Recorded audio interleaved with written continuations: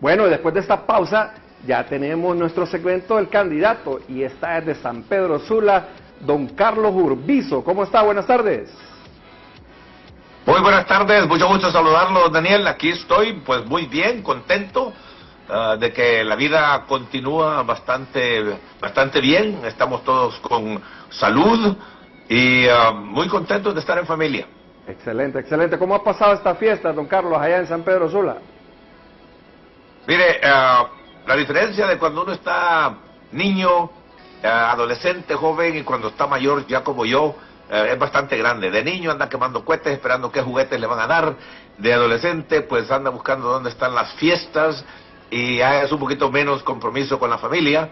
Y ya cuando tenemos hijos, no digamos nietos y bisnietos, y etcétera, etcétera, lo queremos pasar con la familia y disfrutar de todos ellos y de esa oportunidad muy singular del año, donde todos tratamos de estar juntos y disfrutar este ambiente, esta temporada de amor, de reflexión, de resoluciones para algunos, aunque no para mí, porque para mí el tiempo comienza y no tiene fin hasta que yo me muera. Y para mí, pues, el 1 de enero va a ser continuación del 31 de diciembre, y el otro año es importante por ciertas fechas críticas, pero aparte de eso, la vida continúa. Sí. Don Carlos, ya entrando en calor, ¿cómo está el movimiento Rescate y Transformación? ¿Realmente es rescate y transformación o es más de lo mismo en el Partido Nacional? De ninguna manera, nosotros absolutamente no somos los mismos, y eso lo puede comprobar cualquiera. Nosotros en Rescate y Transformación somos los únicos, y se lo repito, únicos, y me someto a las pruebas y me puede poner en cualquier debate, que tenemos un plan de gobierno para el pueblo hondureño que lo va a transformar, que lo va a convertir en lo que siempre hemos deseado y soñado tener: una nación de paz, de tranquilidad, de seguridad, de igualdad de oportunidad, de prosperidad y de libertad, que en este momento está en peligro con el gobierno socialista de turno. Don Carlos, mucha gente ha generado mucha expectativa esta entrevista, y un espectador me escribió hace unos momentos y me dice: pregúntele a don Carlos algo, que yo estoy con una duda. Lo he visto en algunas concentraciones, en algunas actividades políticas, con don Carlos Catán, con don Oscar Nájera y con otras figuras del Partido Nacional de antaño. Entonces él me dice: y es que don Carlos está con los mismos, y con gente cuestionada de presuntos actos de corrupción, mencionado incluso por Estados Unidos. ¿Cómo está esto? ¿Cómo está esto, don Carlos? Mire, eso, como he dicho, una golondrina no hace verano, ¿verdad? Don Carlos Catán es el mejor politólogo de Honduras. Tiene 25 años de no participar en política como yo. A él le gusta la política y él ha creído en mí, junto con otros de Tegucigalpa, que fueron los que me invitaron a mí a que presentara una precandidatura. Yo no tenía el menor propósito de participar en elecciones desde hace 25 años. Que me retiré de la presidencia del partido por ciertas circunstancias un tanto desagradables, y como no soy político, no me quedé ni de conserje, ni de chofer, ni tampoco de vigilante. Yo, pues, regresé a ser lo que siempre había sido: un financista, economista, consultor independiente, con bastante éxito, dicho sea de paso. No he tenido ninguna relación con ningún gobierno, no le he vendido ni una hoja de papel, ni un alfiler al gobierno, ni me interesa hacerlo nunca en mi vida, absolutamente. Así que mi vida política está totalmente limpia. No tengo absolutamente ningún señalamiento, ni en mi vida política, ni en mi vida privada como profesional y como hombre de negocios. Así que por ese lado no hay nada. Don Oscar Nájera no lo han visto en ninguna concentración conmigo. Él es una persona a quien yo conozco, no lo voy a desconocer solo porque hasta ahorita caído, que le estén haciendo todo tipo de acusaciones, a pesar de que no lo han vencido en ningún juicio. Creo que ni siquiera ha sido demandado. Pero esas dos personas no pueden representar toda la hondureñidad. Le puedo decir una cosa más, que es mucho más convincente. De 140 alcaldes nacionalistas actualmente, ninguno está en nuestro movimiento. De 44 diputados, no hay ninguno, absolutamente ninguno en nuestro movimiento. Y la gente dice, no quieren los mismos. ¿A cuáles mismos? A los que han ejercido el poder, ya sea como funcionarios, ya sea como personas de cargos de elección popular o dirigentes del partido. Los mismos ya sabemos dónde están, son mis contrincantes. Tan sencillo como eso. Y ustedes lo saben muy bien. Sí. ¿Quiénes son los mismos? Los mismos son el gobierno actual, que nadie quiere, ya 80, 90%, y los mismos son los que están compitiendo conmigo en este momento. Si la gente en realidad no quiere a los mismos, está casi obligada entonces a votar por mí. Interesante dato que nos da, don Carlos, lo desconocía realmente. Y bueno, este espacio es para eso, para generar cultura y para que la gente pueda escoger y saber qué perfil tiene el candidato.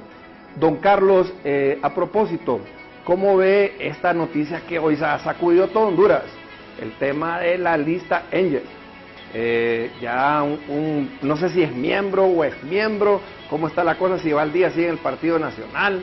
Se mencionó a doña Sonia Marlina Dubón, quien aduce que es incluida en esta lista porque ella fue la redactora de la sentencia contra las sedes o ciudades modelo. Y también la esposa de don Pedro Vaquero, doña Lourdes Blanco. ¿Cómo ve esta noticia referente a se está involucrando a estos personajes de la vida pública en supuestos actos dolosos, reñidos con la justicia? Mire, por definición, una vez que uno sale a la vida pública, pierde su vida privada y se vuelve pues tema general, a veces con razón y a veces sin razón. A veces conocemos algo de las personas y a veces no lo conocemos. ¿Qué sabemos nosotros de la señora Vaquero? Pues yo nada. Yo no sé nada de la señora Vaquero, así que no le puedo comentar. Sé pues que es un abogado, pero yo no soy investigador, no soy auditor, nada de esas cuestiones que para tener acceso a información que otros no puedan tener. Doña Marlina Dubón, ella ha aparecido en la escena política desde muchísimos años, desde el 2006 posiblemente, casi 20 años, porque ella es la esposa de don Enrique Flores Lanza, y él fue un funcionario muy importante, determinante, en la primera administración de don Mel Zelaya, y lo acusaron de algunas cosas, ¿verdad? Y él se fue exiliado a Nicaragua, ella es su esposa, y por asociación podrían decir algo, pero yo no conozco absolutamente nada de alguna conducta de ella que merezca estar en esa lista. Dudo, y casi estaría dispuesto a apostar sus manos, ¿verdad?, no las mías, de que no es por haber redactado esa sentencia contra las sedes que Estados Unidos la va a poner en una lista Engels. Eso sería arbitrario, sería ridículo, sería absurdo, porque si bien ella pudo haber redactado esa sentencia, la aprobaron todos los magistrados. Entonces que todos los magistrados estén en la lista. Así que yo no creo absolutamente que esa sea la razón. ¿Y por qué vemos que están ahí, se sienten como chismados los funcionarios del Libre, don Carlos, que antes señalaban cuando eran los nacionalistas, ¿verdad?, los mencionados, y ahora con los del Libre parece que ahora es persecución? ¿Será una doble moral esto? De ninguna manera se va. Mire, ¿quiénes están en la palestra pública y sujetos a ser criticados, a ser ensalzados o lo que sea? Los que están ejerciendo los cargos públicos actualmente. Cuando eran los nacionalistas, pues ellos apuntaban sus baterías hacia los funcionarios y su conducta. Ahora que está el Partido Libre, pues es ellos. Pero le voy a decir una cuestión que yo creo a pie juntillas, ¿verdad? La mejor forma de no estar en una persecución política es no cometer delitos. Así que es tan sencillo como eso. Para que no haya persecución política también debe de aplicarse la ley en igualdad de condiciones para todo mundo, sin privilegios, cosa que no ha sido el hecho aquí en Honduras. Ahí tenemos tal decreto de amnistía y muchas otras cosas. Cuando la ley se aplica selectivamente, entonces da lugar a que las personas digan, es persecución política, es venganza personal por esto, el otro. Así que no cometamos delitos y no vamos a ser perseguidos. quiero decirle que el gobierno de los Estados Unidos, a través de la embajada, es la institución mejor informada después del gobierno. El gobierno y los gobiernos tradicionalmente en el mundo son los mejores informados.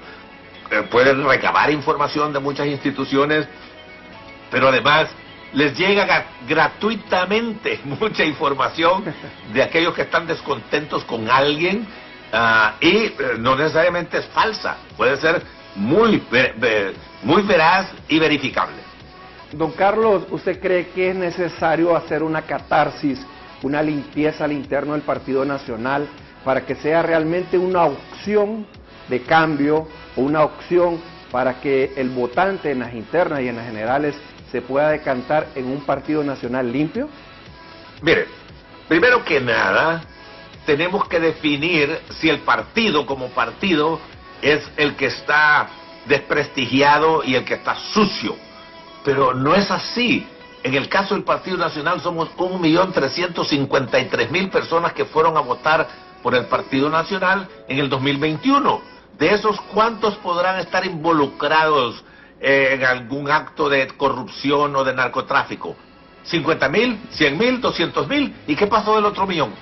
En segundo lugar, le voy a decir que no solo el Partido Nacional que está manchado, el Partido Liberal por excelencia está manchado. Investíguelo, no hay necesidad de investigarlo porque ha sido obvio. Y Libre no digamos.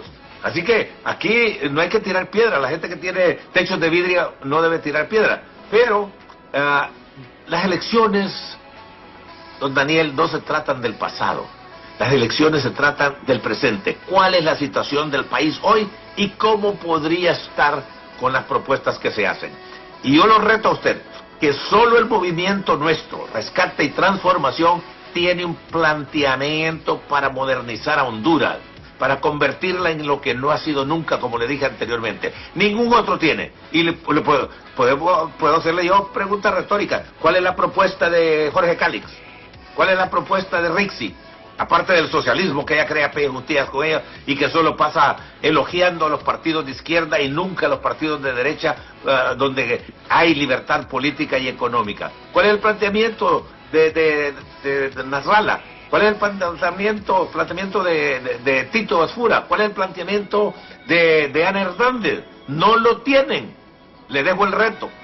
Don Carlos, quiero que me diga sí o no. Don Carlos Urbizo, como vemos que ahorita hay de moda, lo estamos viendo en algunos movimientos, incluso en el Partido Nacional, las famosas alianzas. Don Carlos Urbizo, ¿puede ir a una alianza dentro del Partido Nacional o se va solo para las internas? No, en las internas no tendría sentido tener una alianza. Después de las internas, posiblemente, dependiendo cómo sean los resultados de las elecciones primarias y cómo está el equilibrio de fuerzas, ¿verdad? Porque a las generales, digamos una cosa bien clara, solo van dos bandos: el oficialismo, que el pueblo no quiere, y la oposición, que presenta otro modelo, otro sistema político y económico, como lo estamos proponiendo nosotros. La Sisi ha sido un tema de todos los días, ya tenemos casi 3 años y la Sisi no viene. Recientemente el cardenal Óscar Andrés Rodríguez Maradiaga dijo que el gobierno no debería de mentir, porque son dilatorias que se está dando al tema de la Sisi. ¿Qué opina usted?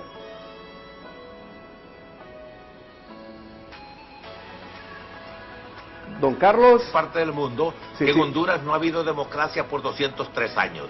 Particularmente los últimos 40 años, que es a donde las personas se pueden identificar o referir, ¿verdad? No hay democracia en Honduras. La ley electoral viola los artículos, como vamos aquí rápido, 37, 44, 45 y 64 de la Constitución. Solo ve usted ese cociente electoral, solo ve usted que no elegimos a los regidores, solo ve usted que votamos por un diputado y no votamos nosotros por su suplente, solo ve que votamos por el alcalde y se van 10 regidores que no sabemos quiénes son y después lo integran. Esa no ha sido la voluntad del pueblo hondureño. Entonces, a lo que quiero llegar es que mientras no haya democracia en Honduras, una Sisi va a tener que estar aquí indefinidamente. Claro que se necesita la Sisi.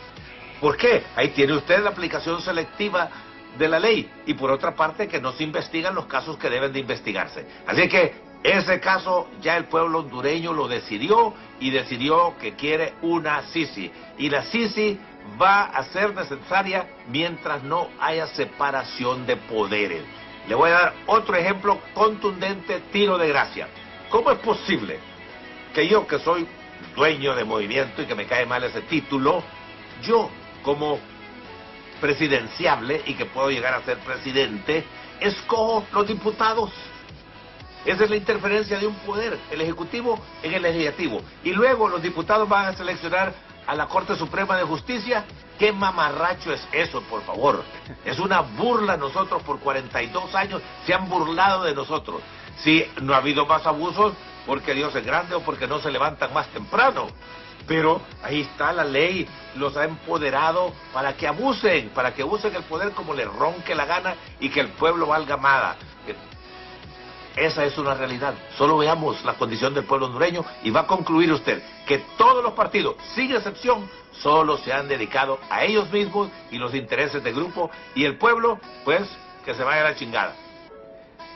Por otra parte, es un sueño el tema de la Sisi, porque le puso la tapa del pomo el gobierno al denunciar el tratado de extradición con Estados Unidos. Y recientemente la abogada, la que se pone la boina también de militar, creo, que dice que va a ser la candidata de Libre, Rixi Moncada, dijo que este tema quedaba sepultado hasta en el 2026, hay que hablar de extradición. Mire, eso no pues da cuenta de que va a haber esta vacación, esta suspensión, y que después va a venir otra vez. Mire, el convenio fue pues denunciado de que ya no queríamos seguir con eso y había un periodo de 6 meses, pero lo tiene que aprobar el Congreso. Yo no sé si con mayoría simple o calificada, y en el Congreso el Partido Libre no tiene los votos para prevalecer, solo tiene 41 diputados y necesitaría como mínimo 65 diputados, y no los tiene porque el Partido Nacional y el Partido Liberal se han manifestado en contra de derogar un convenio que solo ha servido para extraditar a narcotraficantes y alguno que otro corrupto por lavado de dinero. Porque si no ha lavado dinero a través del sistema financiero americano, los Estados Unidos no pueden hacer nada. Entonces, no es un convenio donde andan persiguiendo a quien mató a alguien aquí o allá. No es usado para eso.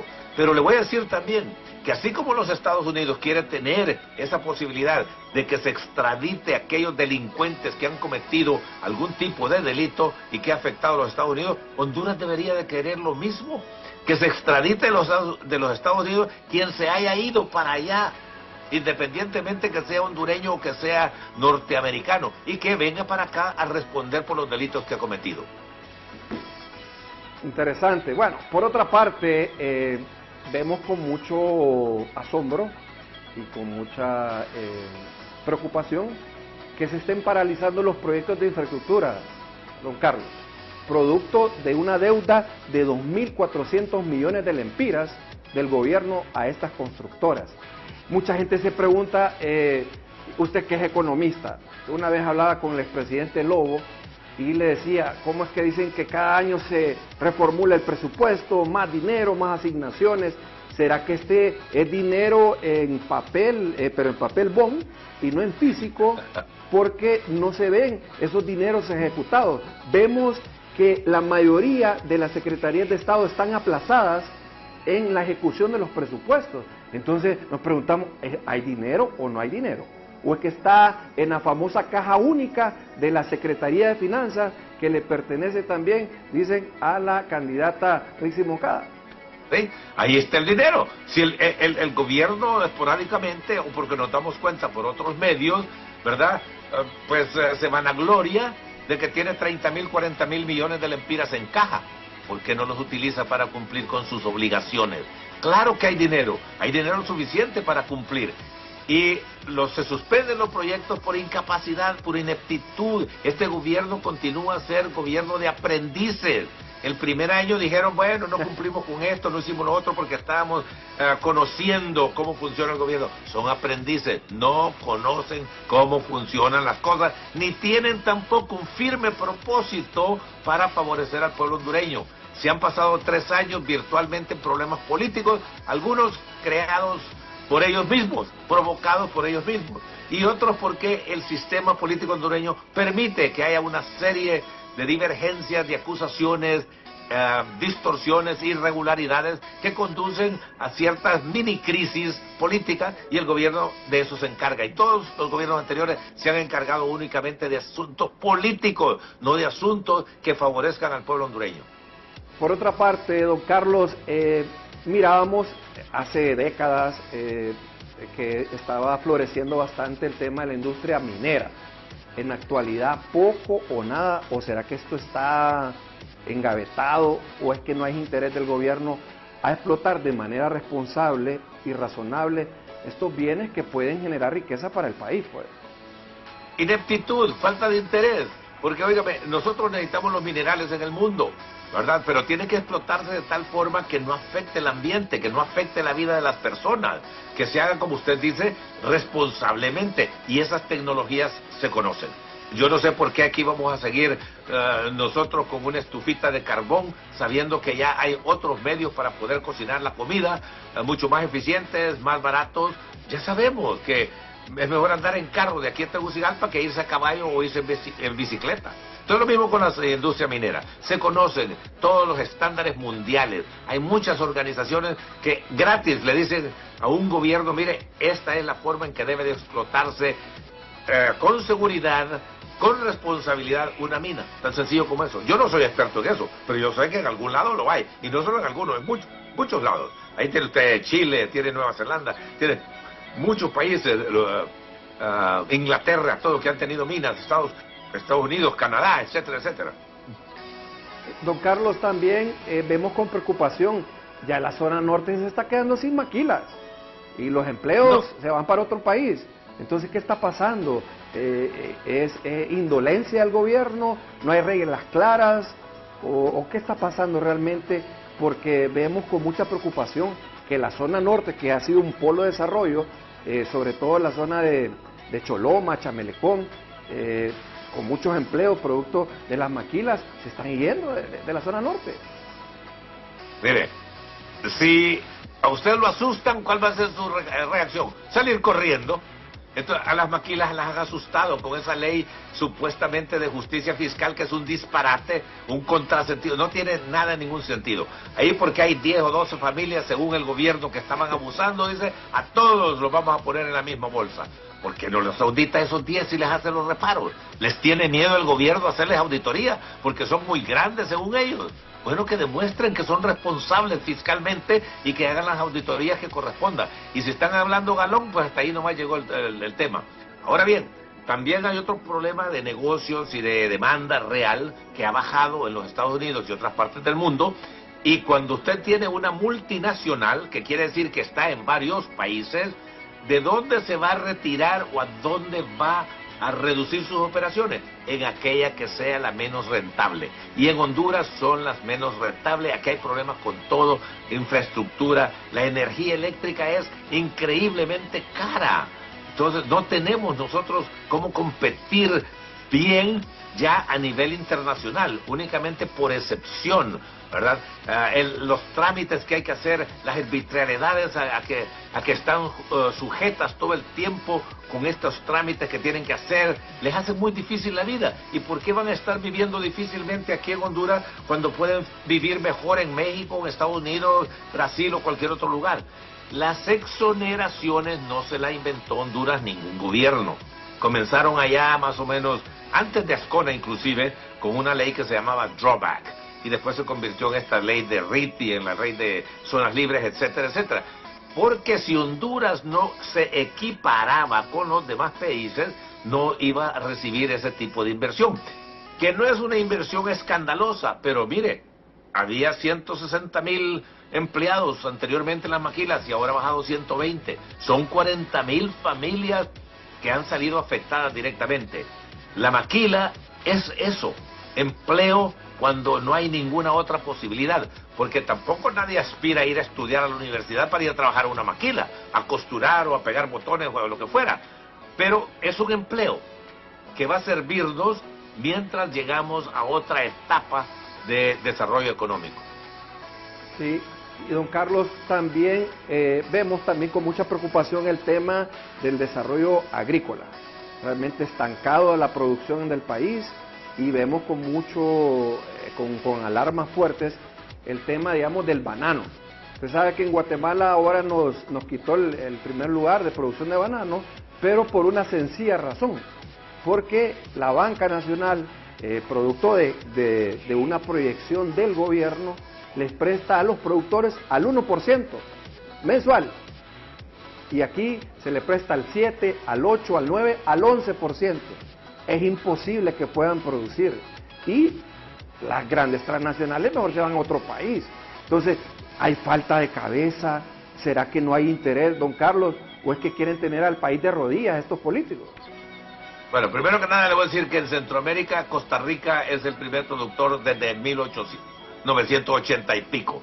En 1988, y le digo porque yo fui asesor financiero y de relaciones con el gobierno de Standard Fruit Company por 35 años, en 1988 los productores hondureños exportaron 48 millones de cajas, y Costa Rica también. Hoy hemos bajado a menos de 20 en algunos años y creo que ahora tal vez 25, 30. Costa Rica está en más de 120 millones de cajas. ¿Por qué? Porque es más atractivo, hay mejores condiciones para invertir en Costa Rica que en Honduras. Tan sencillo como eso. Entonces, nuevamente, la misma historia de las maquilas. ¿Dónde van a ir? Van a ir donde el clima, el ambiente fiscal, económico, infraestructura sea más atractivo. Tan sencillo como eso. ¿Usted quiere irse a vivir a la montaña o quiere vivir a la ciudad donde tiene hospitales, escuelas, cines, esto y el otro? Tan sencillo como eso. Entonces, no nos sorprendamos de que la bananera pues no ha crecido y más bien se ha ido para abajo. Hay que hacer investigaciones más de cerca y hablar con esas personas para ver qué puede hacerse para atraerla. Quiero decirle que en Ecuador, que anda con más de 200 millones de cajas, allá han siempre promovido la industria bananera porque emplea muchísima gente y le interesa, como debe interesarle a todo gobierno, que toda la gente que quiere trabajar y que pueda trabajar lo obtenga. Y el banano era uno de esos. Interesante. Don Carlos, yo no sé si usted se recuerda que en el 2014, creo que fue en el tercer mes de gobierno, cuarto mes de gobierno del expresidente Hernández, el entonces presidente de los maquiladores, Daniel Facusé, le tomó la mano al expresidente Hernández y le dijo que iba a apoyar para poner en funcionamiento la cuarta turbina del Cajón y así solventar el tema de energía, irrigación y todo esto. Esos temas parece que no pegan tampoco. ¿Será que es a propósito que no funciona esto para generar un déficit en el caso del ENE y que los térmicos siempre hagan los negocios con el Estado? ¿Qué opina usted? Mire, yo no soy muy dado a estar especulando porque hay muchas de estas cosas que tienen que ser investigadas y hablar con la evidencia en la mano. Lamentablemente, pues aquí las bolas de cristal de Honduras son hechas de acero con concreto adentro y no se puede penetrar. Pero le voy a decir una cosa bien sencilla con relación a la energía, y es que la ENE se ha manejado como una secretaría de Estado, no como un negocio que es. Es el único negocio grande que tiene el gobierno y que no corresponde al gobierno, como no le corresponde al sector privado, y no son los ricos, pero todos los que no estamos en el gobierno, manejar la policía, manejar las cortes, etcétera, etcétera. Entonces tampoco al gobierno le corresponde manejar un negocio, donde nosotros pagamos, pero no recibimos aquello por lo cual hemos pagado. La energía es cara, es insuficiente y es deficiente. Nadie en sus 5 sentidos en Honduras está satisfecho con el suministro de energía, su costo, su eficiencia, etcétera, etcétera. La solución es privatizar. Yo sé que a muchos no les gusta esa palabra y algunos me dicen, mira, buscate otra palabra. ¿Por qué me voy a buscar otra palabra? Si privatizar quiere decir quitar de las manos públicas y pasar al sector privado lo que no le corresponde a uno y lo que le corresponde al otro, ¿verdad? Entonces, la ENE tiene que ser privatizada si queremos tener nosotros mejor servicio, que nunca lo hemos tenido. Y nadie va a llorar porque se privatice la ENE, excepto los que le están chupando la sangre al pueblo hondureño a través de la ENE. Te voy a dar un ejemplo don Carlos, muy disculpe, clarito que tenemos todos. Don Carlos, disculpe, entonces eso es una de sus promesas de gobierno, privatizar absolutamente. Entrando. ¿Y qué otras promesas de esos bombazos nos tiene para el pueblo hondureño? ¿Qué va a hacer usted si llega a ser presidente? Una nueva ley electoral donde se eliminan los movimientos perversos, monstruosos, donde crean una figura que se llama dueño, que quita y pone a su antojo 298 alcaldes, casi 3.000 regidores, 128 diputados propietarios y 128 suplentes, 20 diputados al Parlamento Centroamericano y 20 suplentes. ¿Cómo va a tener tanto poder una persona? ¿Por qué despojan al ciudadano del derecho que le da el artículo 37 de la Constitución, elegir y ser electo? Donde está una prohibición, el artículo 45, una prohibición que dice que cualquier acto que limite la participación política del ciudadano es punible, y se la limita cuando usted lo obliga a que tiene que ir a buscar un movimiento, un dueño de movimiento, para ver, señor, si me quiere poner ahí en esa lista de privilegios que consiste en todas las planillas que tienen que acumularse en Honduras. Eso es un calvario, algo titánico, y yo, porque he pasado por esto ahorita, y ya lo conocía porque tengo 30 años de estar luchando contra esa perversa ley, no quisiera que nadie más en el futuro pase por lo mismo, y por eso es que vamos a tener una nueva ley electoral. Toda nación que quiere ser organizada depende de dos leyes fundamentales: la Constitución, y la nuestra es un poema de 379 versos o estrofas lindísimas que la deben de leer a la par de la Biblia todos los domingos. Y la segunda ley, la ley electoral, que es la que empodera al pueblo para elegir libremente aquellos que van a manejar la cosa pública y de castigar a los que no cumplan. Pero la ley electoral nuestra no cumple con esos requisitos. Esa ley electoral, repito, es perversa y monstruosa, antidemocrática e inconstitucional. Entonces, vamos a cambiar esa ley. Don Carlos, ¿usted no cree que en esa famosa ley de justicia tributaria, que no debería ser eso, sino debería ser ley de equidad tributaria, diría yo, referente a que al que produce poco no le pueden cobrar el mismo impuesto de una gran empresa, por decir algo? Vemos el caso de las pymes. Mire, yo he tenido más de 600 emprendedores en este programa y ha habido una operación sine qua non, o sea, algo siempre que es lo mismo. La mayoría ahogadas por temas de falta de financiamiento, primero.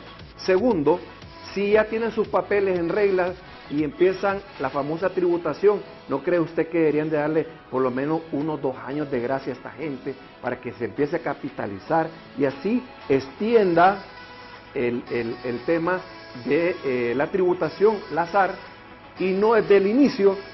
Un ejemplo, viene una pyme que le distribuye a X empresa o hasta el Estado un suministro, no le paga en 4, 5, 6 meses, pero lo tienen que obligarle a pagar impuestos. ¿Cómo va a pagar impuestos si no le han pagado?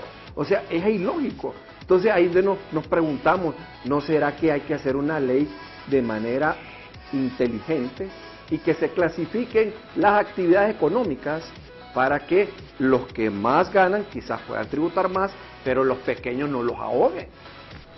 Bueno, mire, eso me lleva a los otros dos pilares de una sociedad. La política, ya le dije, el ambiente político está definido por una constitución y una ley electoral.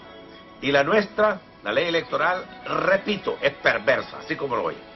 Ahora vamos a la parte económica, que es la segunda cara de la moneda. La primera es la política, porque nosotros trabajamos y vivimos de acuerdo con las leyes, y las leyes las hacen los políticos, y por eso tenemos que involucrarnos en política, no como candidatos a cargos de elección popular, interesarnos en los temas que nos afectan para poder escoger libremente quiénes deben ser aquellas personas que van a ejercer el poder público. La segunda parte, que tiene que ver con la economía, depende de dos pilares fundamentales: ley monetaria, que tiene que ver con un banco central, y la ley tributaria, impuestos sobre la renta. Nosotros vamos a hacer una reestructuración total, completa y profunda del Banco Central de Honduras. El Banco Central de Honduras es la vaca más gorda, obesa, escondida que tiene el Estado hondureño. Y eso va a terminar con nosotros.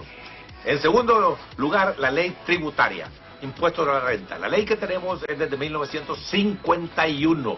Tiene más parches que una persona que se ha hecho tantas cirugías que ya ni la reconoce. Así está esa ley, incongruente, incoherente, en contra de realidades financieras, económicas como la que usted me acaba de mencionar. Y vamos a elaborar una nueva ley completamente nueva de impuestos sobre la renta, que sea efectiva, donde la gente no va a oponerse a pagar los impuestos. Tal vez no los va a pagar con una gran sonrisa, pero los va a pagar porque son justos, y hay forma de llegar a eso. Así que esa ley, junto con la ley monetaria, vamos a decirle para que le entiendan que tiene que ver con política monetaria, así como la del impuesto sobre la renta tiene que ver con política fiscal. Ahorita Honduras recoge casi la mitad de los ingresos de un impuesto tan perverso también, que es el impuesto sobre ventas.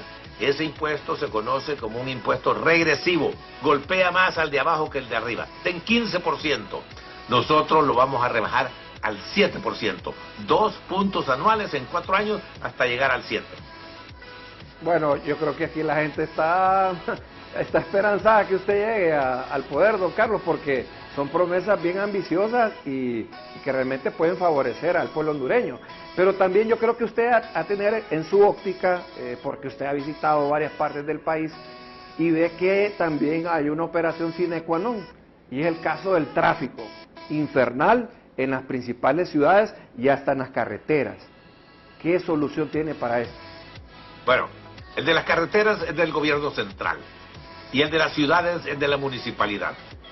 Y nosotros, dentro de nuestro plan de gobierno, vamos a dotar a las municipalidades de la mayor cantidad de dinero posible. Ahorita la ley dice 11% y le dan el 6 o el 7. Con nosotros ese porcentaje podrá llegar al 20, 25, 30%. Yo soy municipalista. Quien mejor conoce una comunidad es el alcalde de esa comunidad. Y ese alcalde es el responsable por ver que la ciudad funcione para todo mundo. Y nosotros le estamos pidiendo a todos los precandidatos a alcaldes que hagan una lista de las necesidades de su comunidad, que le pongan precio para ver en qué forma podemos cumplir en 4 años con esas listas que van a elaborar. De entrada le puedo decir que casi todas las ciudades, inclusive las de San Pedro Sula, con sus barrios aquí, que creo que hay más de 400 o 500 barrios, les hace falta pavimentación de calles, agua potable, alcantarilla, alumbrado público, óigame, cosas fundamentales, y seguridad. Hay comunidades aquí de 4,000, 5,000 personas que no tienen ni un policía. El Merendón aquí en San Pedro Sula, 60,000 personas y no hay ningún policía. Eso va a cambiar con nosotros, porque nosotros le vamos a poner énfasis a la fuerza policial como una fuerza de disuasión que, debido al patrullaje, va a reducir la intención de querer cometer crímenes. Bueno, don Carlos, para finalizar en un minuto, quiero que me responda escuetamente a las rapiditas del candidato. Si lo ponen a elegir entre horchata y una soda. Perdón, no le entendí la pregunta. Si lo ponen a elegir entre una horchata y una soda. Horchata. Bueno, lógicamente. Entre una pizza y una enchilada. Una enchilada. Olimpia o Motagua. Ninguno. España o Maratón. Disfruto el fútbol con todos. Ah, con todos. No quiero comer ansias. Pero hay más equipos que solo el Olimpia y Motagua. ¿El país ideal para Carlos Urbizo? País ideal para Carlos Urbizo. Aquí yo no me quiero ir de mi casa, ni de mi barrio, ni de mi ciudad, y mucho menos de mi pueblo, de mi patria, de mi país, ni quiera Dios. Yo quiero tener todos los derechos aquí como ciudadano nacido aquí en Honduras. ¿El mejor presidente que para usted ha fungido la labor aquí en Honduras? Marco Aurelio Soto. Con él en 1876 comenzó el Estado organizado como Estado. Después Juan Manuel Gálvez y también Ramón Villeda Morales. ¿Y la mejor primera dama? No sé, no le he seguido la pista. Aquí las primeras damas solo cuando se portan mal, ¿verdad? Son noticias. Y de ahí los proyectos que tienen no son tan conocidos, porque estos países nuestros son presidencialistas y también, aunque no nos guste que así nos lo digan, machistas. hay que investigar el narcovideo de Carlos Zelaya y sobre el tema de la mitad para el comandante, don Carlos. Absolutamente, eso de oficio lo tiene que hacer el Ministerio Público.